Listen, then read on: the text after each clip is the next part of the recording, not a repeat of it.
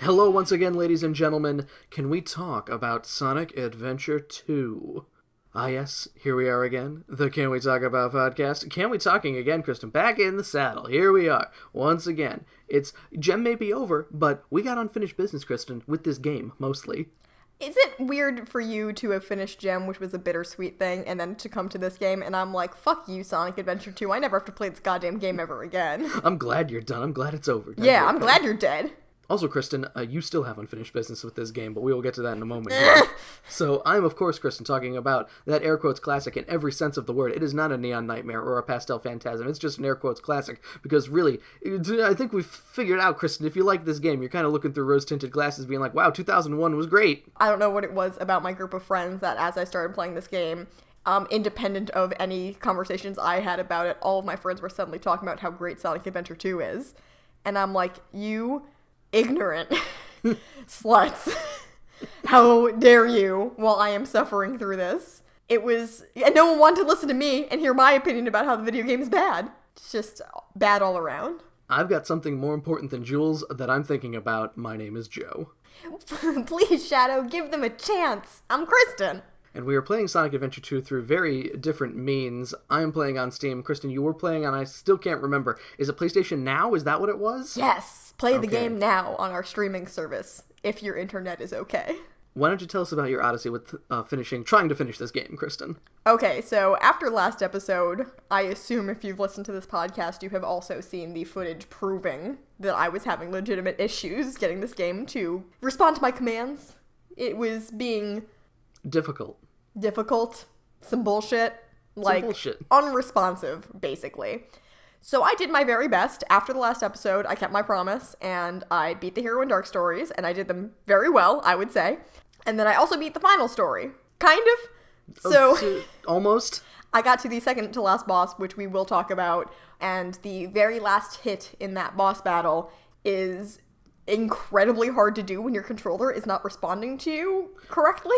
It's also some bullshit normally. Yeah, like even when you're playing it and the game is listening to you, it's not very easy. But I got to that point about 5 times in a row, and I said, Joe, this is not happening. So for like all intents and purposes, I kind of beat the game. Basically, I mean, the final battles are basically it's a nothing battle, and you've exactly. done it before. I know I've played that final boss before. I have memories of doing that. So we'll just go ahead and put the check mark on that and say you beat the game pretty much. Yes. Retroactively, for years of me playing bits and pieces of this game, and also watching you, and then playing through 90% of it on my own, 95% of it on my own, 98% of it on my own, not counting any of the Chow Garden or extra stages, because I was on the map when I was doing my extra lives trick for Pumpkin Hill, and I was like, there's 10 goal versions of each stage. Who would play it that much? Did you ever do that? I never got all the emblems in this game because it was... Because why would you? One of my friends did, and I played the Green Hill Zone that you unlock when you get all the emblems, and it's nothing to write home about. It's kind of bad, actually. So how fitting, a bad reward for a bad game. It punishes you when you win. As well, Kristen, what have you been watching on Netflix? I finished Stranger Things 2. Nice. I give it a Steve out of Steve. Steve out of 10, Steve. 10 Steves. Just give me every main character replaced with Steve. Oh, man. Stever things. I watched, Kristen, as I am normally one to do, 2 very diametrically opposed things within the last few days here. One is Ken Burns' Civil War documentary from PBS, back from, I believe that came out in 1990. And the other was the anime Fate Apocrypha, which is dubbed, half of it's dubbed on Netflix right now, and it's very not very confusing. I have a lot of questions about how Fate works, Kristen. So you got Saber, King Arthur, right? Sure. You know about that, at least about I know who Saber is. Okay. So one of the characters of Fate Apocrypha is Mordred, who, if you're familiar with the Canterbury Tales, Kristen, that's, King Arthur's bastard son. Uh-huh. And Saber being a woman, we got Saber King Arthur being a woman. We got also Morgana, who's also a woman here. It's not like they reversed that, and that's how it worked. Now, hang on. Is the kid also a woman? Mordred is also a woman, yes. Oh, well, there you go. There's your answer. It's an anime and everyone's a woman. Also, Frankenstein and Jack the Ripper are a woman in this anime. So, Kristen, the final story of Sonic Adventure 2. Both stories so far in the game have ended in a fashion that seems like there's more to do. Other than the hero story, which feels like the end of like a B movie that you'd watch on Mystery Science Theater, where... And then everything was good! Where, yeah, there's the beginning of the end or something, where they got the giant crickets and then they just blow up and then it's just the end across the screen. Sonic did it. We're done, there's no more footage, we don't have any more money for it. Roll the credits, please. We're done, just end it. Oh man, it's gonna be so hard to concentrate during this episode when I can smell my buffalo chicken meatballs cooking.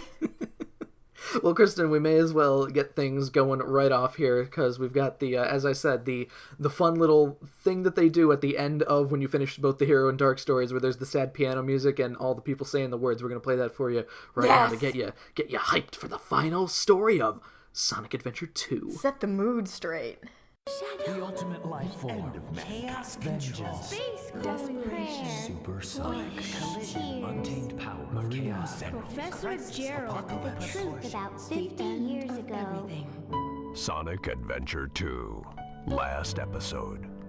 Wishes are eternal. So, Kristen, you start up the final story here. We pick up basically from where the Dark story ended, where Eggman is laughing and there's the whole warning thing. And remember how we were like, oh, Eggman picked up the fake emerald and Sonic actually had the real emerald. I was going to say, if you didn't mention it, that we need to address the elephant in the room, which is that we gave this game entirely too much credit in the last episode. They don't say the word fake emerald once in the final story. They just forget about it. It doesn't matter what happened to the fake one. Sonic had it, maybe? Because the big warning thing that's flashing here, the big... thing that is stopping the cannon from firing. Eggman's he kind of stops his evil laugh and like, ha ha, oh man, alright, cool, I'm ready for the planet to blow up, so why and then Liquid Snake comes out and he said, ha, Snake, you actually activated Metal Gear. Shit! God damn it! I hope you had fun with that key card bullshit. I'm glad they fixed it into it. Not fixed it. I'm glad that they made it so you don't have to turn it into a Metroid game. Joe, I would love to talk about Metal Gear Solid 1 and also Metal Gear Solid Twin Snakes with you, because we've discussed this previously on our own time, and I feel like we are the only two people who modernly really like Twin Snakes. Again, Kristen, it might be the fact that where people are just like, oh, we really like Sonic Adventure 2, we also played it first compared to the PlayStation 1 version. Well, yeah, I've never played the PlayStation 1 version of Metal Gear Solid 1. We had it, though, right? Or did you watch me play it? I don't remember. I watched you play it because you had it on your PC. Well, not only on the PC, we also had, when we bought the 3 games, we had the PlayStation 1 version of Metal Gear Solid 1. We just didn't have a memory card for the PlayStation, so if we wanted to beat it, we had to beat it, immediately. I don't remember any of that. But I know that game controls badly, and I lean very heavily in the Metal Gear games on the first-person shooting controls. And if you don't have that, Kristen might as well not play the game. I'll just watch the cutscenes. All I care about in that game is Ocelot and Sniper Wolf anyway. So we sit on a pretty long shot of Eggman here as he's just like, what's happening? And then finally the footage... The video was buffering. Finally the footage of Gerald Robotnik comes up here. But we cut away from that as... Speaking of giving this game too much credit, they also never reference whether or not the crazy writing in the prison island was from Gerald Robotnik either. Yeah, you can assume. And there's something... When we get to Gerald Robotnik's video here... We'll get to that in a second. So, we're back in the room where Sonic got capsuled out into space, because I guess that's where Tails and Amy are also in this room, but they really only show you Sonic and Knuckles for the first minute and a half here. Who cares? The entire colony starts, shaking here, pretty much, and at the same time, Rouge arrives for everybody to kind of gather here together, and Knuckles is immediately like, oh my god, do you quit ever? What the fuck? Little rude, because they did part on good terms previously, and then she just shows up like she's still in space with everyone. Where else was she gonna go? Knuckles, when something is happening that he does not understand, he just starts blaming everybody. Yeah, I didn't do it, so it must have been one of you motherfuckers. Rouge reveals she just finished up a chat with the president here, who had said that the Ark is currently on a collision course with Earth, and apparently Wouldn't it be pretty easy for them to figure that out without being told it? They can't feel it, I guess. The artificial gravity is really strong on Ark, I guess. Very good. Rouge says it will probably impact Earth before doing a shocked face, which I think she's supposed to be shocked for the Gerald Robotnik video that's playing here, but it's just she says it will impact Earth and then makes a face like she's reacting to her own news. So we've mentioned before that there's a mixing problem with the audio and the dialogue in this game. It's like by the time you get to the final story, they just plumb gave up.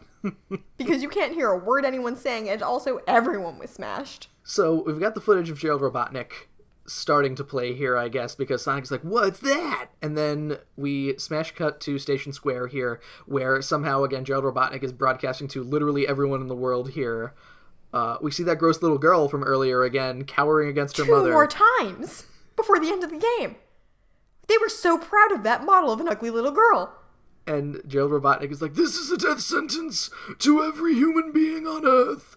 The space colony Ark, according to my calculations, will impact in 27 minutes and 53 seconds. He knew, even way back in time. Gerald Robotnik built a failsafe into the Ark, I guess, to where when all the 7 Chaos Emeralds are collected, that the Ark will not fire the cannon, which... So... They were able to fire the cannon with 6 Chaos Emeralds, but as soon as they put the 7th in there, nope, that's where we'd summon the fucking Chaos Control Lizard. Why can't... So Bio-Lizard can Chaos Control himself. Sonic and Shadow can Chaos Control the entire colony as well. Why can't this, when all the 7 Chaos Emeralds together, have Chaos Control Arc directly into the Earth, so it, like, in a way that makes it destroy itself? Like, That's a fantastic question. I have nothing for you.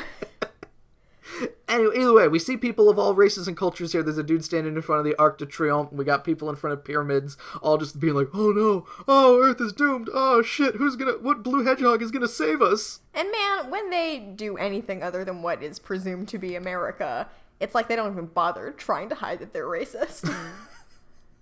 Kristen, I think you're just referring to the fact that we see some Middle Eastern looking men, who look like racist caricatures. Who look like cartoons. Well, not that the white people look particularly wonderful either. No, that's the problem. Everybody looks like a cartoon. Yeah.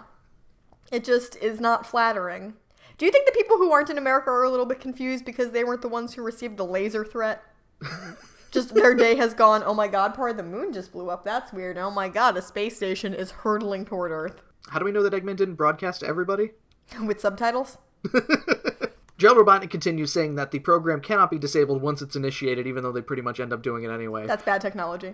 Maybe Gerald Robotnik didn't know about the Master Emerald, even though he has a Master Emerald shrine built into the Ark. He probably also didn't know about Control-Alt-Delete. Ugh. This is Gerald's way of making humanity feel all of his loss and despair. And then, Kristen, we have some off-screen voice in Gerald's video just being like, alright, you got anything else to say? And he goes, no! So they let him do that in the prison, I guess, and then didn't do anything about Ark. Presumably killed. That's my big problem here, Kristen. See, he recorded this. He was like, his last wish was, record this and bring it to the space colony Ark. And the guards who shot him probably were just like, can we kill this old motherfucker already? I want to get my gun on here.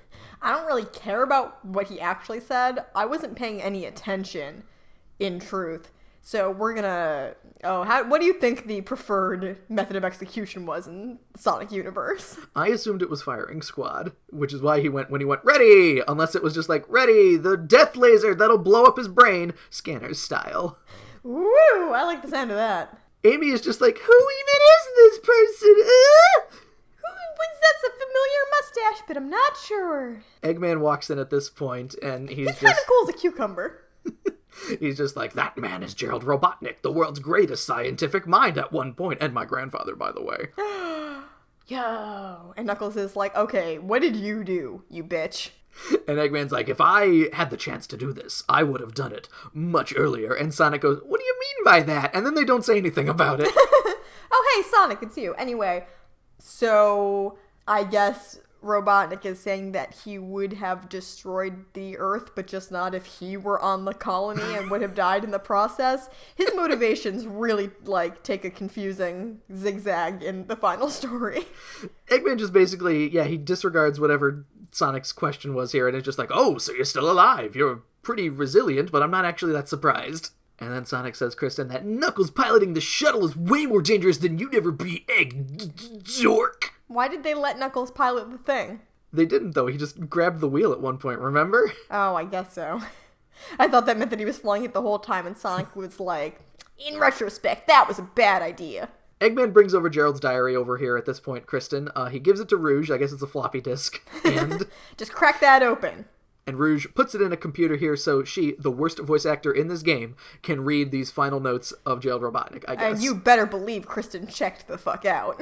Was it a mistake to create the ultimate life form? Military guards arriving, destroy everything! Maria, granddaughter, I hope she's alive.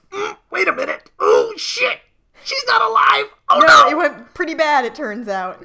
How did he think that Maria was going to escape? I had nothing to live for and went insane. And I thought maybe just once I could make it so everybody despair. So he's Junko. Shadow, the hedgehog, created to fulfill my dreams. Ultimate high school light form. And then the mutual killing game started. His mind was designed to be pure, perfect. How'd that go? If you wish to fill the world with destruction, release Shadow. Even though, so is he talking about BioLizard here, or is he talking about Shadow? I think maybe what we find out through all of this is that Maria was the one that was confused. And she was like, well, you're a black hedgehog. I think I will name you Shadow. I remember seeing the big lizard with Project Shadow near it. I like that name a lot. I'm going to name you Shadow like you're a dog. Perfect. So Rouge, I guess, interprets that as Eggman releasing Shadow the Hedgehog, which is not what Gerald is talking about. Again, somebody asks Eggman a tough question and they just ignore it. See, what they should have done is what we did when we ended up with two cats named Bootsy. And that is, one of the shadows should have been named Risotto. Risotto the Hedgehog. Risotto the Hedgehog. Oh no. Get our beautiful cat out of the hedgehog canon. Or the Risotto Lizard. I like that. So yeah, they immediately stop talking about Shadow being released or whatever, and Eggman's just like, so the core of the Eclipse canon, the energy of the emeralds is probably what's causing this here. Probably. Again, we're talking in theory about all of this. It's fake science, so it could be anything. So also apparently somehow the Earth is going to shatter into a million pieces when the arc hits, and I don't think so. Eggman, incredibly jealous of his uncle, I guess, is just like, that mad scientist. Ooh, I wish. Ooh, that's a good one. Ooh, shit, that's a good one. Again, Eggman can't seem to decide whether or not he is like super horny for this plan or actually kind of upset and was only bluffing that he would kill everyone on Earth. Everyone's on board that they need to stop the colony here. Tails is just like, I'm here too! Yeah! It's me also. Where's that fake emerald? It doesn't matter. They need to stop the power of the emeralds, and Rouge is the one to go, wait a minute, what about the Master Emerald? Didn't you tell me that stops the power of the Chaos Emeralds? And Knuckles is just like, oh shit, oh my god. Yeah, he takes the Master Emerald out of his butt, and I joked in the last episode that it would be missing enough pieces that it would be small now. And I didn't realize that wasn't a joke. The Master Emerald is 3 different sizes in the final story, Kristen. It has some very bad scaling issues. I mean, I guess instead of thinking that the players would notice the Master Emerald changing sizes, the animators were like, well, if it were the normal size, how would he just take it out of his pocket? That would be silly. Rouge and Knuckles both refer to the Chaos Emeralds as the Chaos Emerald here, which, whatever. I bet these scripts were rife with typos. Tails says it may be too late, but Eggman states there is a shortcut to the core that they can take here, and we look at a map that makes no sense for a good 8 seconds here. Nice. Yeah, it doesn't actually convey any information to the viewer. And then Sonic says, leave it to me! I'm the world's fastest hedgehog! And they leave him there and don't let him do anything until the last part. And Eggman goes, let's go to work. So it's time for Canon's Core here, Kristen. Canon's Core is the only stage of the last story that is not a boss here. It is a level that plays out in 5 parts, which all of them are annoying. I agree with that. I am glad because going into the final story, I did my infinite lives trick. Because I actually didn't realize until I started playing that with all of it being a single level, once you get to a new character, if you die, you start from the character that you're on. Yeah. At least. Yeah. Thank you. Because, all these levels are irritating in one way or another. We start off, Kristen, with Tails. They get the bad stuff out of the way, doing Tails and Eggman immediately, even though I think they should have broken it up a little bit, but besides the case. So, yep. Things start out with Tails, who probably has the least annoying level, because it's the first part. Mm-hmm. It's a general Tails, Eggman kind of level. You go blasting shit here. There are these timer things that appear in all 5 of the parts, which you either touch or you shoot them, and it freezes everything. Let's add a new mechanic. Just right here at the end. It's a level gimmick. Why not? The super annoying part of this level here, if anything, is there is a part where you need to blow up dynamite on a door to get through it with no footing underneath you, so you gotta kind of hover near it. It's probably not a problem. I never had a problem with it, so... Hey, Joe. Yes? Does it surprise you that I did have problems with that? Given that you had said that when you played on PlayStation Now, it would just stop reading button inputs and stop hovering you after a certain point. Sometimes I would be holding in the hover button and it would go, oh, fuck you, and just drop me. So this Tails did take me a few tries. Luckily, I had enough lives, so many lives, that I was able to beat Canon's Core in, you know, my single sitting and didn't have to start over from the beginning. So once I was done with Tails, I was like, good, never again.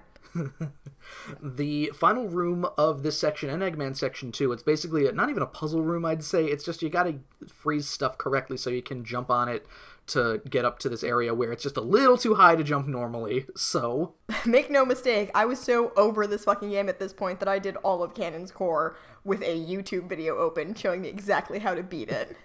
I was like, nope, I don't have the patience for this. You tell me when to stop these things, and I will go. Part 2 of this level, Kristen, is an Eggman level. Lots of shooting. The particularly annoying part of this is the artificial chaos enemies. Did they do the annoying thing that I was telling you about last episode? Yes, where if you target them, they will sink into their blue mass and you can't destroy them if you do. Now, the problem being, Kristen, when they go to attack you and open themselves up for attack, it's not like the robots, where if they move their shield out of the way and they point their cannon, it takes like a second. As soon as the Chaoses start attacking, you don't have enough time to shoot at them before their arms hit you, and you go 1 for 1, basically. And you're big and slow. That too. So that's great. You're going to get hit about 85% of the time trying to avoid these things. Yeah, the Eggman one also took me a few tries. A lot of that was me just having some issues with the platforming because, again, surprise, my hover wasn't working great. I did eventually get through it.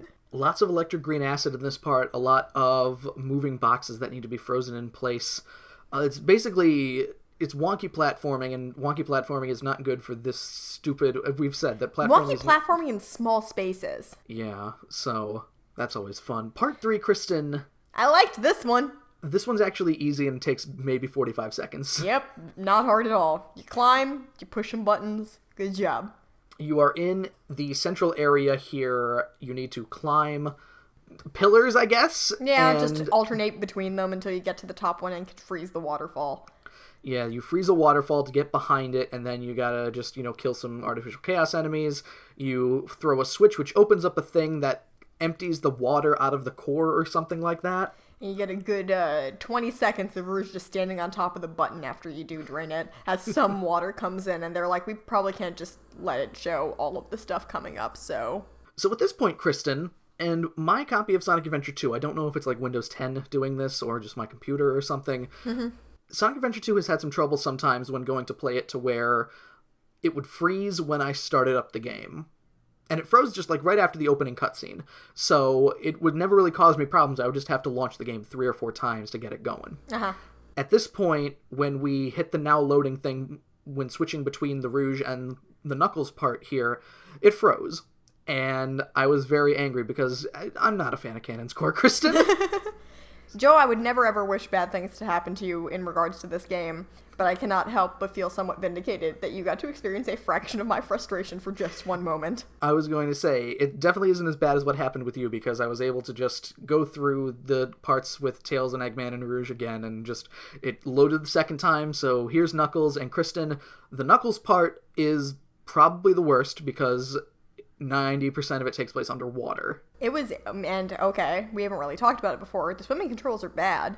The swimming controls are bad, which, given the fact that you have a limited amount of time to breathe, at the very least, they give you the opportunity to get something to rectify this. And Kristen, would you like to tell everybody what you could do to get something to rectify this? I would love to. So, back in Aquatic Mine, you have the option to get the air necklace, which is the item that lets Knuckles just breathe underwater, because at some point in the development of this game, they were like, this last Knuckles part is really hard.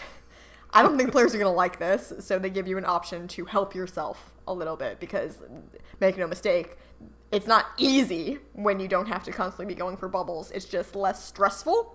So, one of the things you can do is change the water levels in Aquatic Mine, and there is an area that you can drop down. It's like the ghost area, and there is a kind of like swimming time trial that you do in a couple of little gaps, and you just about run out of air by the time you get to the end of it. I nearly had a heart attack because that music, it's cliche to talk about, but it is very scary drowning music. And once you go through the entire tunnel, you hop up, and the power up for the air necklace is right above you, and then no more drowning Knuckles. So it takes probably about 45 seconds altogether to get, if you know where you're going, right, Yeah, Kristen? and then you just need to exit the level because you don't actually have to beat it to keep it. So I didn't go back to Aquatic Mine to get the Aqua Necklace. I don't know why. Well, then again, I guess you had less of a problem controlling Knuckles and telling him where to go than I did. So I kind of needed it. I will let you know that I did die once via drowning in this, but only once. Ugh. So the main issue with doing Knuckles' part is when you are doing the long swimming section, there is a big kind of water-filled shaft that has lasers everywhere. Yes. And Knuckles doesn't control awesome, so it would be one thing if you were, first of all, you need to freeze time so you can go through tunnels that have water currents that are preventing you from swimming through, and the windows for getting through those are very tight. They are. But also, if you need to be constantly getting air bubbles, you are risking running into those lasers. A few times I ran into the lasers, and the bottom of this pit is all electric goo. So you can't really... There are rings slightly above it, but your spatial awareness... You have to really want those rings. It's bad, basically. But for some reason, I was too proud to go get the Aqua Necklace from Aquatic Mine, and... You were determined to one-up me one last time. Yes, it's true. Uh-huh. It's a sibling rivalry thing, I get it.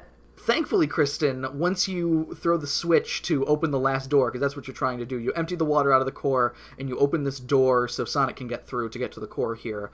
They don't make you go all the way back. You flip the switch and you're good. It's just over, which I was like, thank God, now I can just die in peace. So the Sonic section of this level, Kristen, is the last part here, and it has my least favorite part.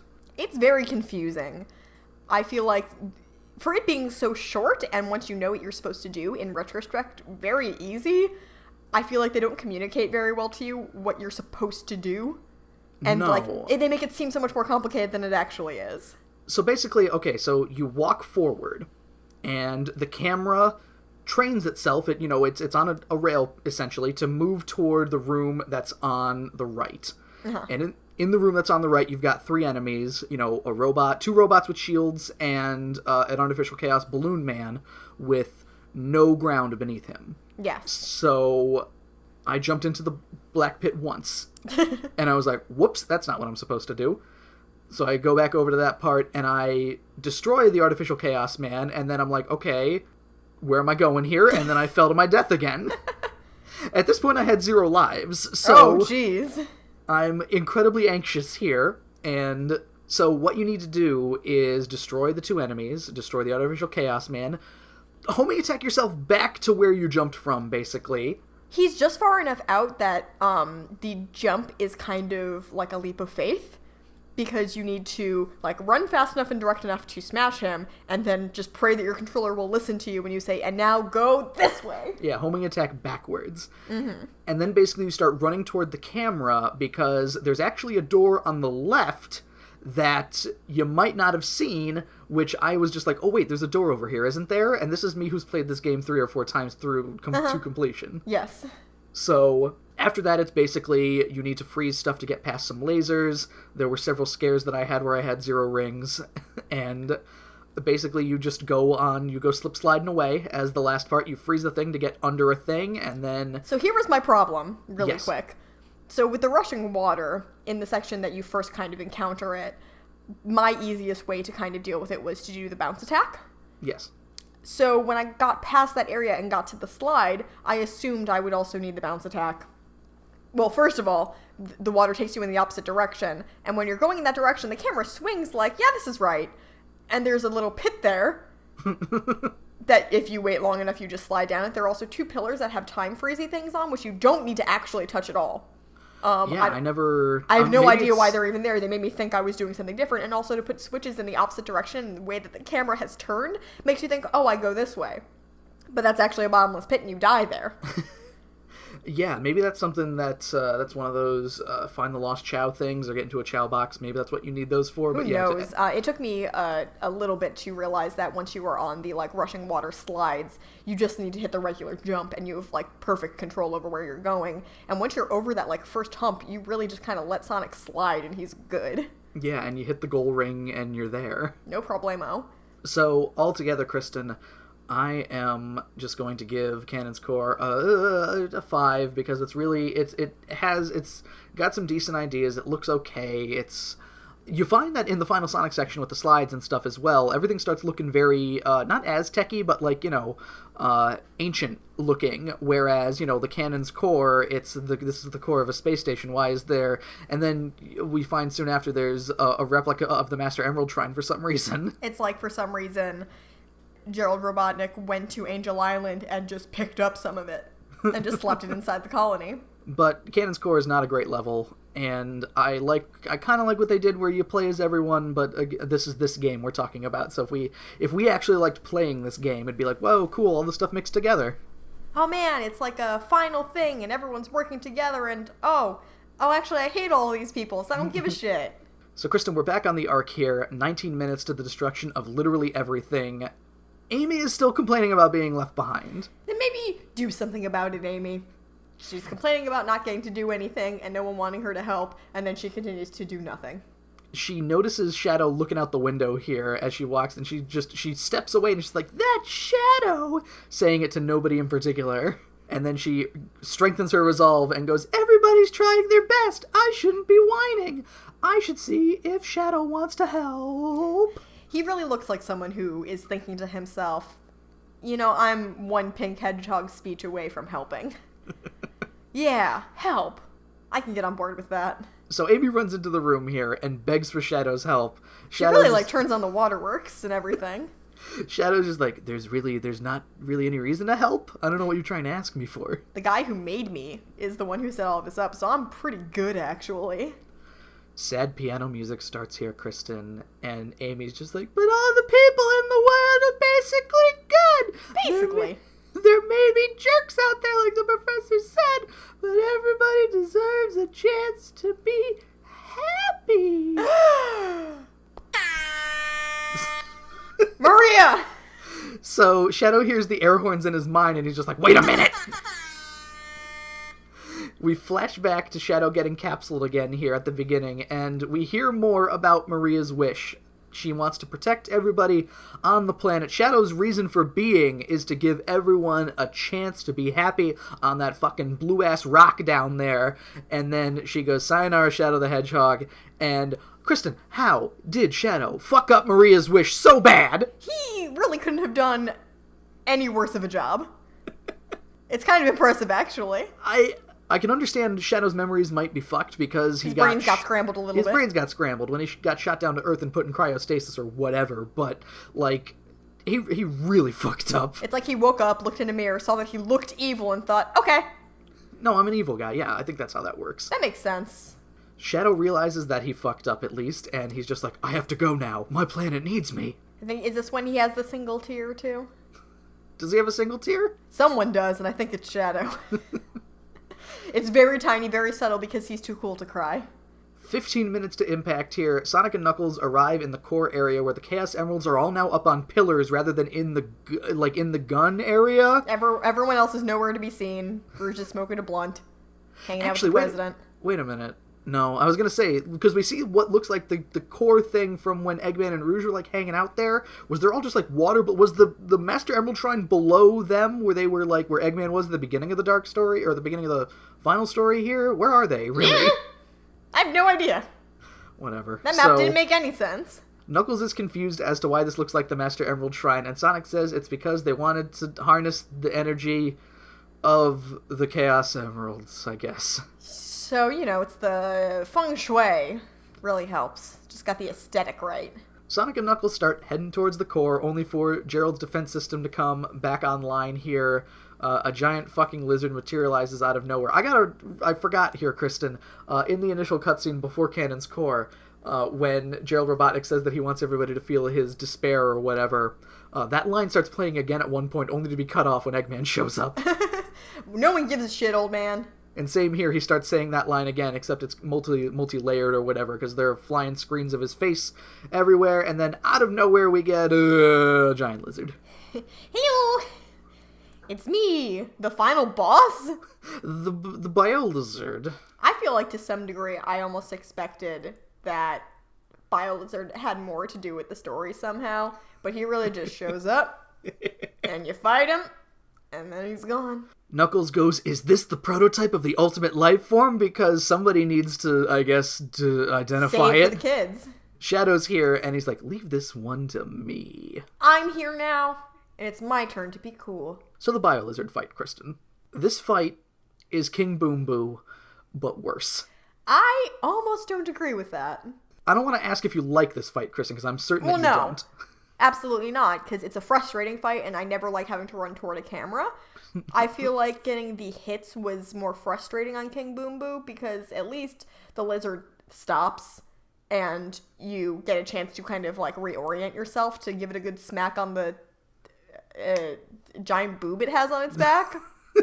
Whereas the ghost actively ran away from you. So this fight starts, it's got about 3 stages to it, basically. Mm-hmm. It starts with, he's just kind of chasing after you with the platform that you're on. It's a big circle, so it's a big circular area, much like King Boom Boo. With gaps in it. There are gaps in it, yes. Because fuck you. Which can fuck you up, so he'll start kind of like turning and like his mouth is open and he's like, meh, to kind of like go after you. Joe, do you ever hear things that you remembered hearing before, like a long time ago, and you kind of remember them with perfect clarity and have an out-of-body experience? Sort of. Okay, so at the beginning of the bio-lizard fight, Omochao was there. So Kristen, I think I know what you're talking about here. Once you die a few times, Omochao will help you out. And it's one of those things where he says something along the lines of, as long as that life support's on his back, he's invincible. Until the life support stops working, he's invincible. That's exactly what I'm talking about, Joe. I didn't realize it, but the reading of that line is kind of just burned into my brain forever. Him reiterating for you, just so we're clear here. Yes, bio-lizard is invincible. Like, thanks. Super helpful. He chases you around for a bit, and then he gets a little tired, and he starts going,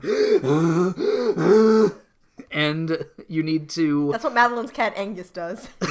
And you need to jump on the rail attached to his cheek, basically, his dental headgear. And hope that you're at the right angle, because sometimes you just bounce right the fuck off of it. And, yeah, you grind up it to the big glowy boob on his back, which you got a homing attack.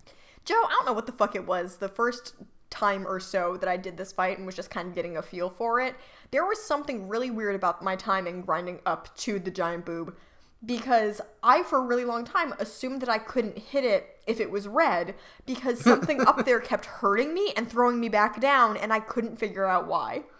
I'm assuming it's you didn't jump off the rail and you just ended up touching bio-lizard, which ended up tossing you back. So, while I appreciate you trying to figure this out, I don't think I did that. Because I feel like I feel like I jumped off early on purpose to avoid that.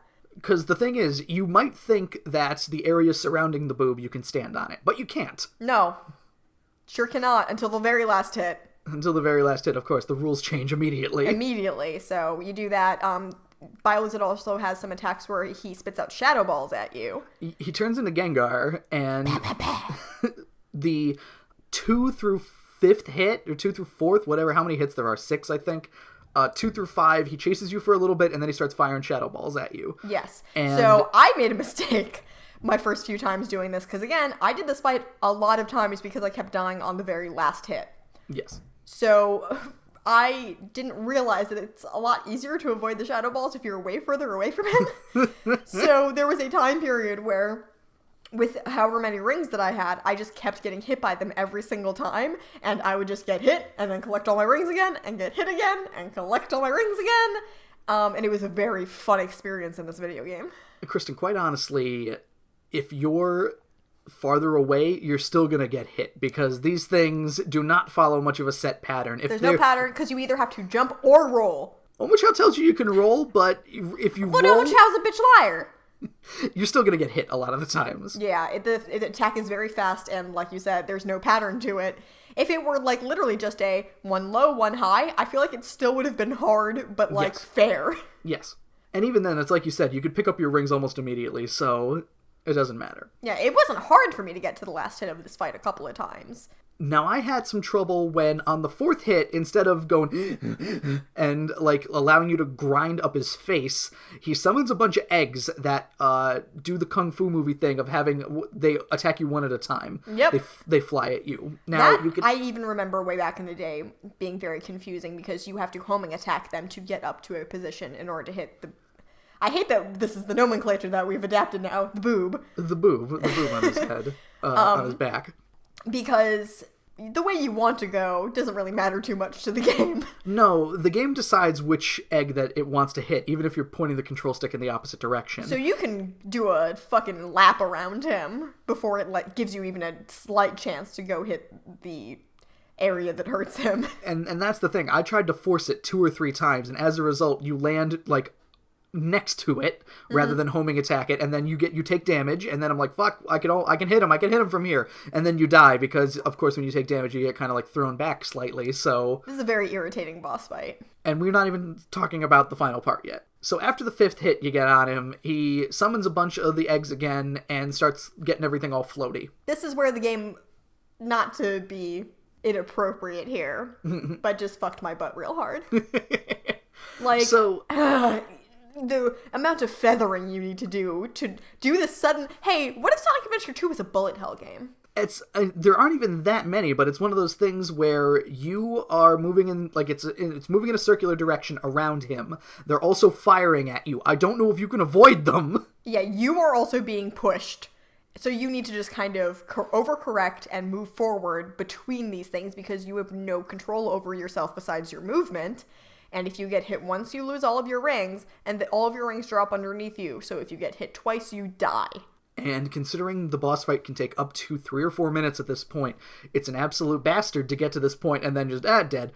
And I did it so many times that I feel like I deserve an award.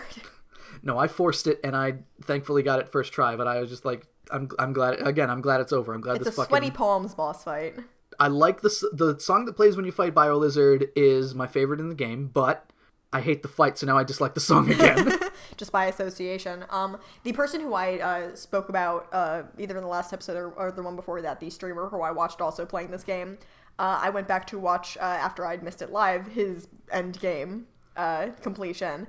And when he was doing the BioLizard fight, he got to this last hit, and it kept smacking him.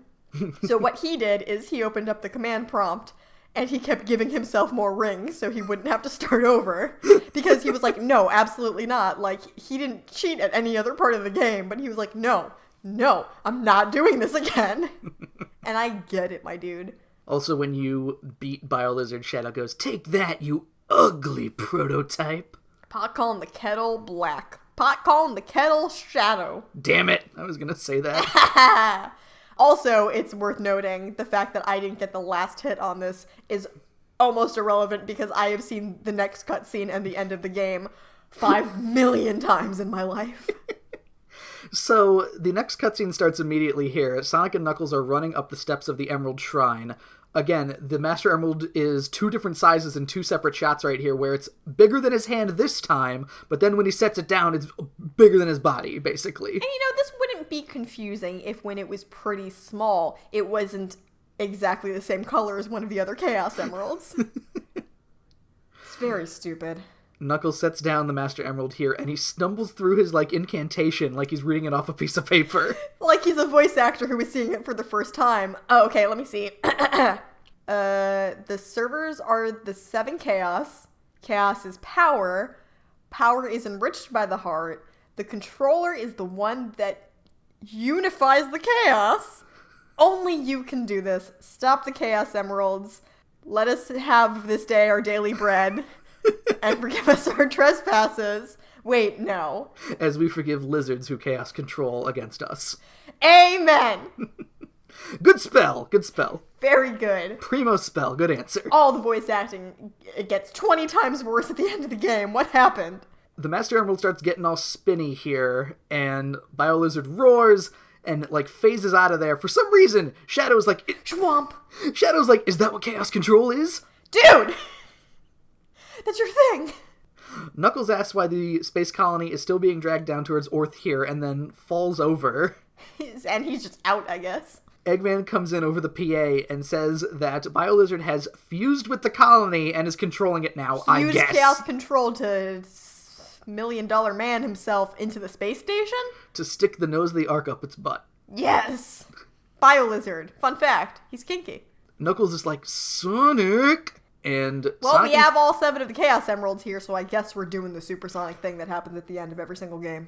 Sonic and Shadow look at each other here, and yeah, Knuckles kind of tilts his head like, And just, then, what were the animators doing? Live and Learn's instrumental starts up here, another what were the animators doing moment, as the emeralds all surround Sonic and Shadow, and they make jerk-off motions. Yahtzee! Yes, I always likened it to, rolling the dice for Yahtzee, but no, it's definitely jerk-off motions, too. It's very, and it goes on for so long. Like... I feel like this is true for other people too. When they remember Sonic Adventure 2, this is the sort of shit they think of, and they're like, man, that was hilarious. They end up flying in front of some stock footage background here before badly transforming. Stitched together too. It's very stitched together. And they go super, and their textures get worse. They have such a fucking terrible metallic sheen to them, Kristen. I was wondering, like, what made them think they had to do that. Here, let me do some research really quick. I want to see the final battle in Sonic Adventure.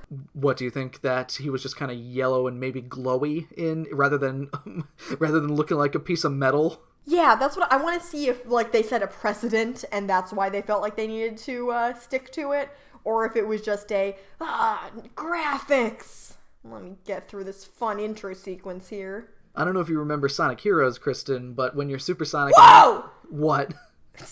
Sorry, I got to a cutscene of Knuckles with the Master Emerald, and that thing is the size of maybe 4 Knuckles sideways, and like 3 tall. It's fucking huge!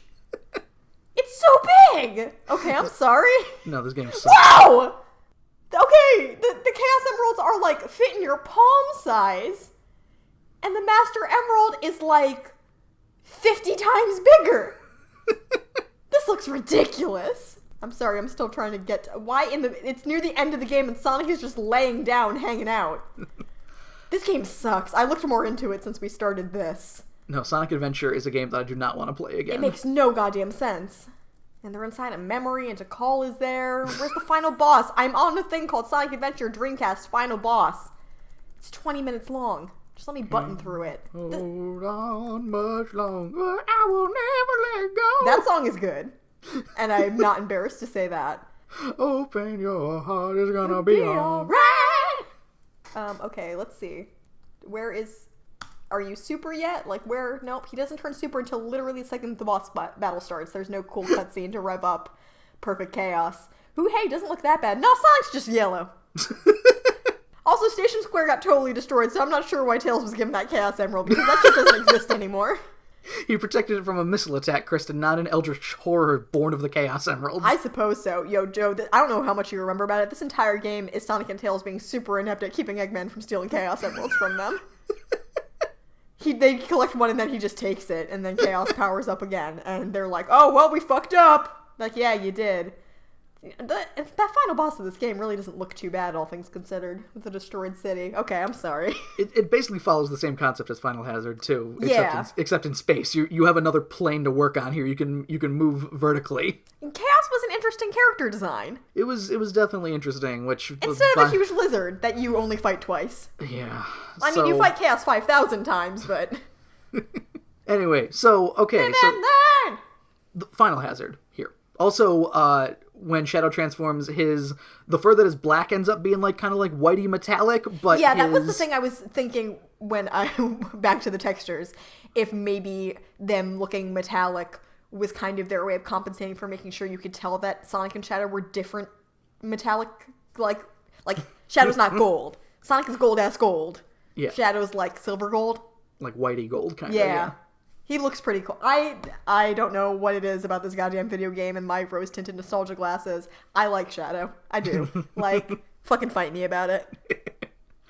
So, Final Hazard here. We have that this is the big bad guy of the game. a lizard with a space colony shoved up its ass. You take turns as Super Sonic and Super Shadow here, flying toward this fucking careening space colony lizard. All it really does to stop you is create the egg aura again, which again, fire at you one at a time, maybe two at a time.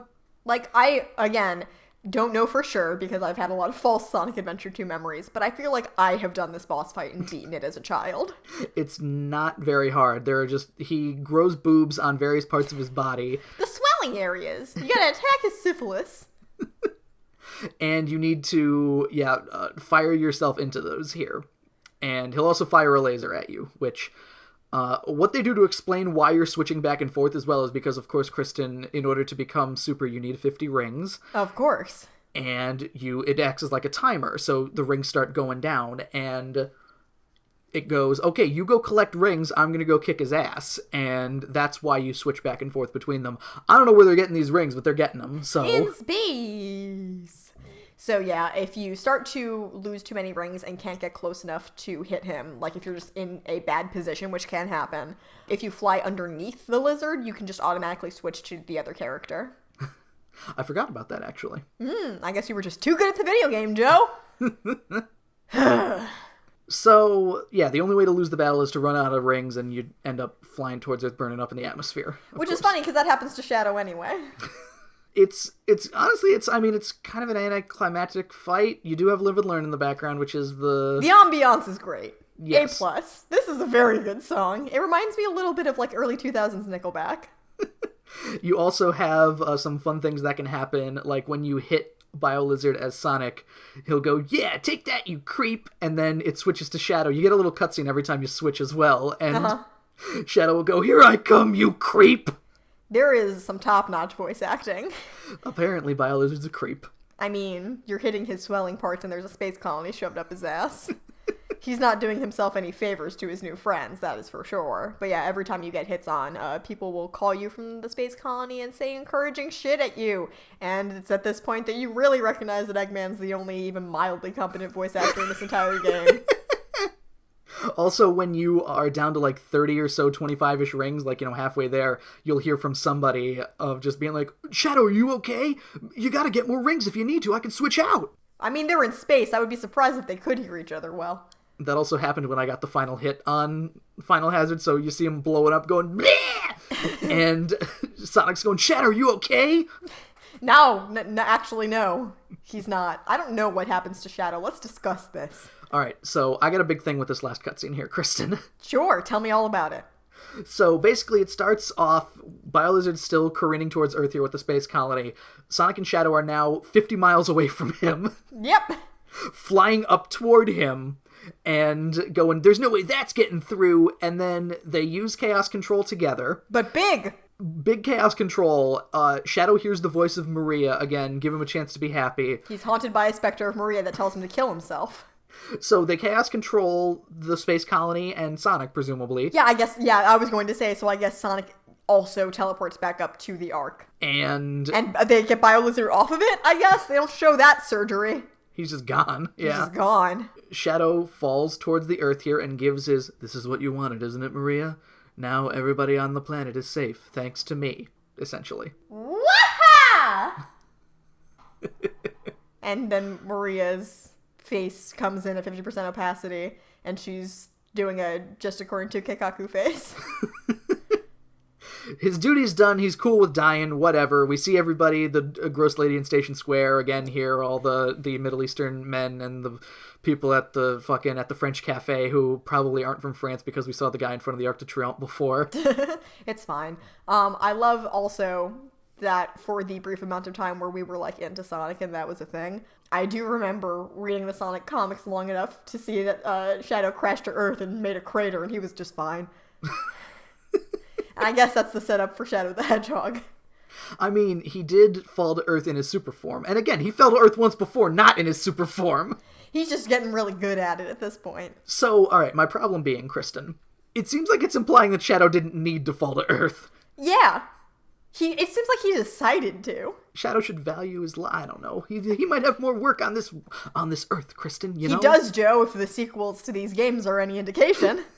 Everything turns out okay, so as an isolated story, this doesn't matter. Maybe if this was back in 2001 and we were talking about this game with no other games to reference, we would be like, it's a shame how Shadow died. But Sonic as a franchise has issues letting go of any of its characters. I'm just saying that we're missing something. The new Sonic game that just came out that isn't Sonic Mania, what the hell is it called? Sonic Forces? Sonic Forces. Silver is in that game. Wow, I didn't even know. From Sonic 06!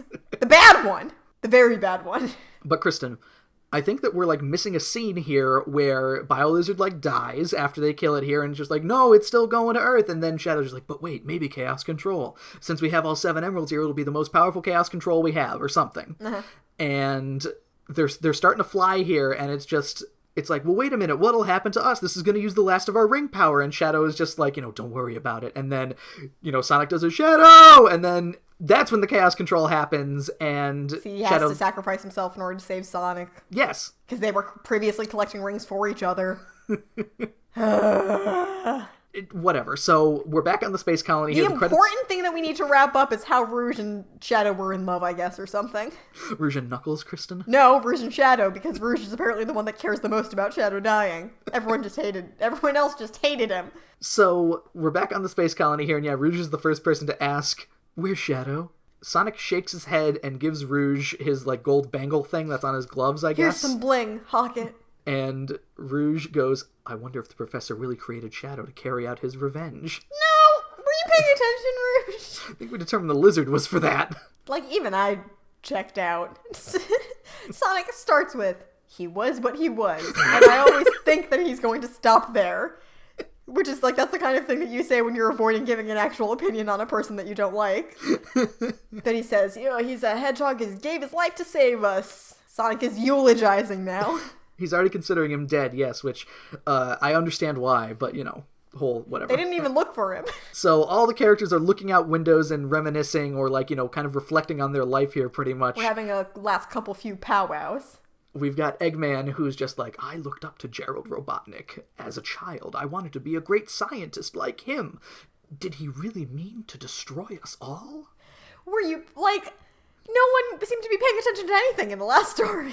And, hey, talking about that line that Omochao says, here's another one that stuck for me for my entire life. Tails replies in his infinite wisdom, I don't know, but what I do know is we all did it together!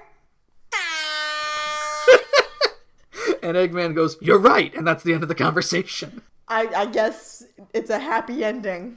They've become, if not allies, then people who understand each other. Maybe the Sonic Adventure 2 wasn't the adventure, Kristen, but the Sonic Adventure friends we made along the way. Yeah, that sounds right. So yeah, Tails gives a non-committal answer, and then we're done with that conversation. And we move over to Knuckles and Rouge, who are chit-chatting. He's like, Rouge, you're gonna look for more diamonds? You greedy bitch! And Rouge is just no, I think this line will work. It's too much work with too little pay. Besides, I'm thinking of something a little more important right now, if you know what I'm saying, Echidna. So I learned an unfortunate fact since I Googled, so what's the deal with Rouge and Knuckles, and then never looked up the answer. And I don't know if this is true because I refuse to go and do the research to confirm it, but what I was told is that echidnas have more than one penis. Specifically 4. Rouge, no! So, Rouge, please just run away. Rouge, what are you getting yourself into? It's all bad. Luckily, Knuckles doesn't seem to give a shit. Yeah, Rouge says, it'll all work out, you'll see, and Knuckles goes, if you say so, completely missing all of the non-subtleties in her words. And then that conversation is also just over. Here's another line that I also remember a lot after. Sonic is looking out the window here and goes softly, the ultimate life form, and then Amy comes over and goes, what's the matter, Sonic? I'm Harley Quinn suddenly. And Sonic goes, oh, it's nothing. Time to get back to the planet as cool and as blue as me. Like Shadow just died, and he's already saying shit like that. Sonic can't turn off, Kristen. He can't. It's really sad, actually. He does have a little moment where he's forlorn and, everybody walks out. He's the last one and he turns around and he goes, adios. Adios. Shadow the Hedgehog. Bonjour. Ni hao. Bonsoir. Annyeong. Yeah, Sonic walks out here. I'm sorry. Sonic walks out here, we see the Ark floating in space, Live and Learn starts up again, things fade to black, and after all that song ends in shit, we see Shadow at 50% opacity against the Earth. Oh my god, Kristen, he's a hero! That's the twist. He was the hero the whole time, even when he was the villain. He died as he lived.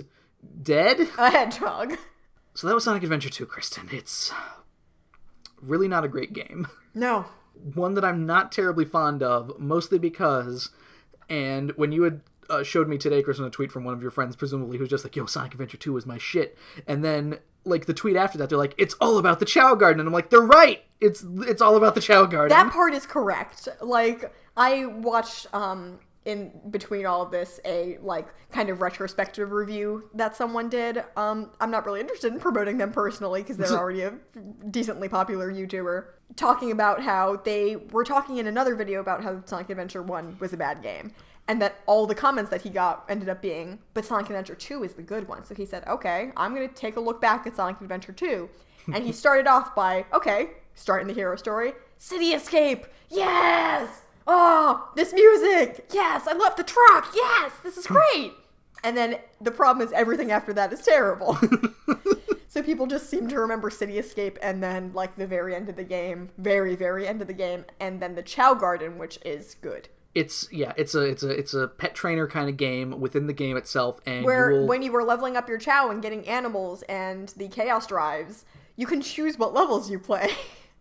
You can tolerate a lot more bullshit to extend the game. You will do, like, how you were getting lives in Pumpkin Hill to get to 99, Kristen? I would do that to where you fly to the middle, you dig in the area that gives you the life, and then you go off to the left to get the ghost dog, and then you restart the level so you don't technically lose a life because you got the extra life, and then you just get like 10 to 12 ghost dogs or however many you can carry, go to the Chow Garden, give them all to your Chow, do it over again, and it's the worst.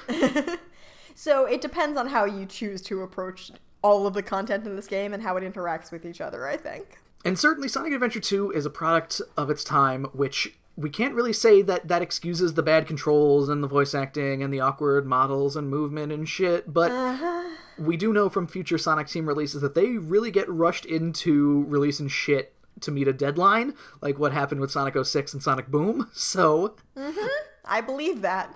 Maybe this is just a light version of what happened with that. I feel like, especially knowing that growing up we were playing the remake. It's not even, it's I wouldn't call it a remake, Kristen. It's a port for, the game. The thing is, though, they had opportunities to change things that were bad. Yeah, no, they that might have been a deadline as well. You never know, because it was, I believe, less than a year than when it came out on the Dreamcast. If they ever did a true remake of this game and actually fixed the things that are horrible about it, and they would have to do a lot, I might be willing to try again and say, this is a fun, cheesy, bad story, and this is not so bad after all now. But man, oh man. Looking back, I definitely will say Sonic Adventure 2, if you want to play it, it's cheesy and it's fun, but overall, you're probably not going to have too much Be prepared to be super irritated. Yeah, you're going to get irritated by it, and not just by the normal kind of, like, you'll play a game from, like, 2006, and the camera controls aren't entirely there, and you're going to be like, "Argh!" So that's going to happen, probably. And as someone who plays a lot of RPGs, and B, like, games that I think other people would consider frustrating, I feel like I have a really high tolerance for bad mechanics as long as there's other payoff in the game. Because that's things where, like, and you could even change that to other aspects of video games, like my favorite video game ever is Paper Mario and the Thousand Year Door. Yeah. And that is a very talky game. Yes. And I really don't care. we love the Metal Gear games. They're very talky games. Yes. Like, there has to be enough good to outweigh the bad. Now's the point in the evening where I'll list off all of the fun contact things, where you can find us. You can follow us on the Twitter machine at cwtapod. You can follow me at Octopus. That's AWKTAPUS. You can follow me at FunnyGirlTM, like trademark. You can find us on the iTunes, on the SoundCloud, on the Stitcher Radio. Leave a rating, give a review, do whatever you feel like. You can also drop us a line, cwtapod@gmail.com, where you can tell us about your weird plans to kill everyone on Earth 50 years after your death, and how we all did it together. If it's that first one we do, I think legally have to hand that over to the police. Next week, Kristen, it is our second soiree, our second Can We Read adventure for the Gem Find Your Fate book, The Video Caper. I'm pretty excited about it. Don't forget to contribute as well. Stingtacular coming soon. That's going to be a thing. The soiree, however, the Can We Read adventure is going to be next Saturday, 11/18, November the 18th of 2017, starting around 5 p.m. Eastern, much like the previous time that we did it here. So we will keep you posted. We'll post reminders about that and things and such, but the next recording we will be doing will indeed be the Stingtacular, which should be the following Sunday, I think. So get ready for all of that here for the Can We Talk About podcast. My name is Joe. I am Kristen. And join us next time here as we scrape the bottom of the barrel for more Gem content. Gem is never over. It's in the mail.